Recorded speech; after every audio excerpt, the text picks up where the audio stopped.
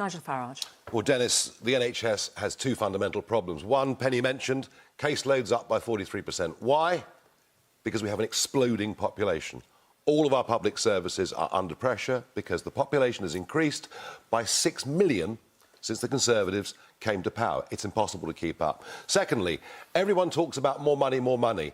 We've massively increased the amount we spend on the NHS. We've gone from spending about 7% of the national cake to over 11% of the national cake for worse and worse returns. And we need to look at countries like France, who spend exactly the same sum of money but get far better services by people paying in to an insurance fund. It acts on a mutual basis. Those that can't pay don't. They get better results. Let's think more broadly.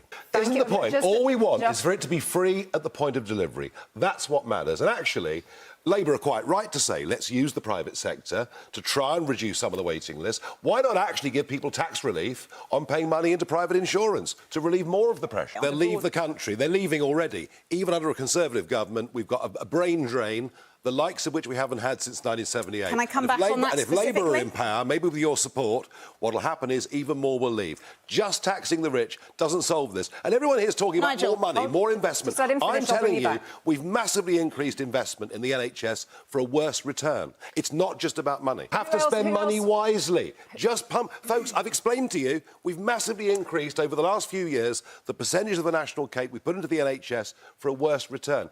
Does nobody else acknowledge we need to spend the money better?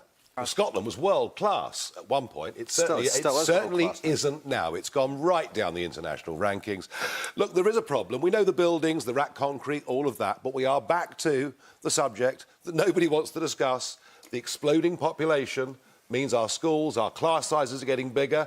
Of course, we've recruited more teachers. We need more teachers with an exploding population. And it's a constant problem that none of the other panellists even want to discuss. Look, you know, if you put 20% on private school fees, all you'll finish up with a lot more, probably 25% of those currently in private school will then be a burden for state schools. It is a self-defeating policy that removes parental choice. Well, it's funny Angela Rayner says that because Labour today launched their 6 key priorities for the general election and didn't mention the single most important issue affecting the lives of everybody in this country, namely the population explosion caused directly by migration.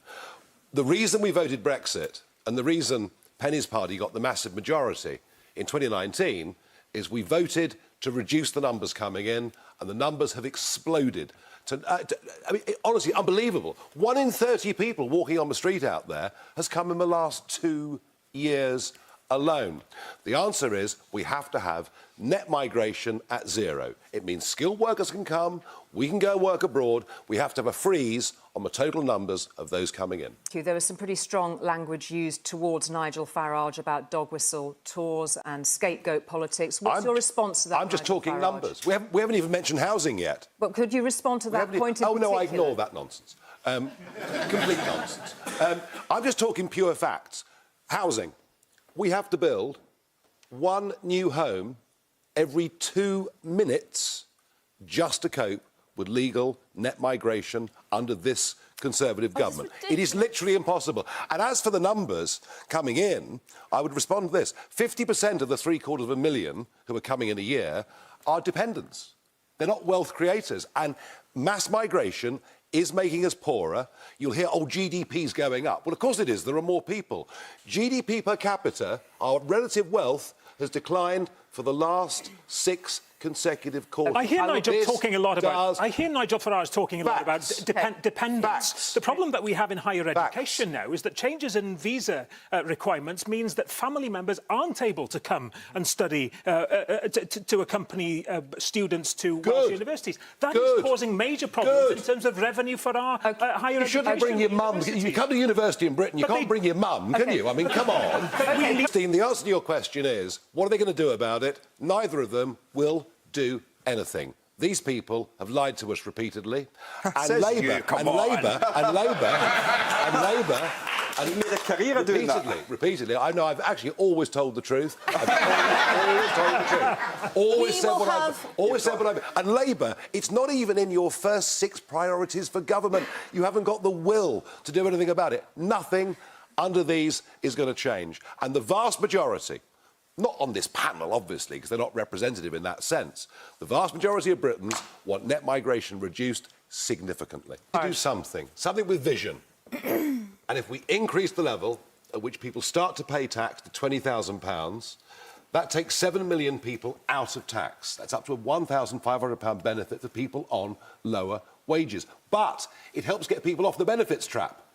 Because the benefits trap is if you start to go back to work and earn money, you lose benefits. Plus, we'd rely less on unskilled foreign labour. That's the kind of vision that we need to help those who are at the lower end of the income scale or on benefits in this country. And you know what? I really believe it would work. Just a quick question, Nigel Farage, from Suella Braverman actually has talked about the two-child benefit cap, which has been raised, just touched on a couple of times. I know that at some point we'll return to that. Suella Braverman has actually said that that two-child benefit cap should be lifted. She's spoken quite warmly about you in recent times. I know. Well, I wasn't asking you to respond to that necessarily, Nigel Farage, but she would welcome a lifting of that cap. Would you agree with Suella?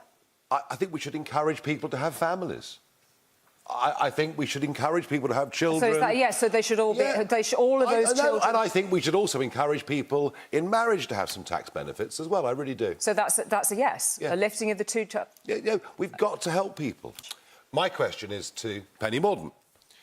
Given that your 2010 manifesto, your 2015 manifesto, your 2017 manifesto said you'd reduce net migration to tens of thousands, your 2019 manifesto said immigration would massively reduce, and that net 4.3 million people have come into the country since that time, why on earth should anybody believe the fifth manifesto that promises cuts to net migration?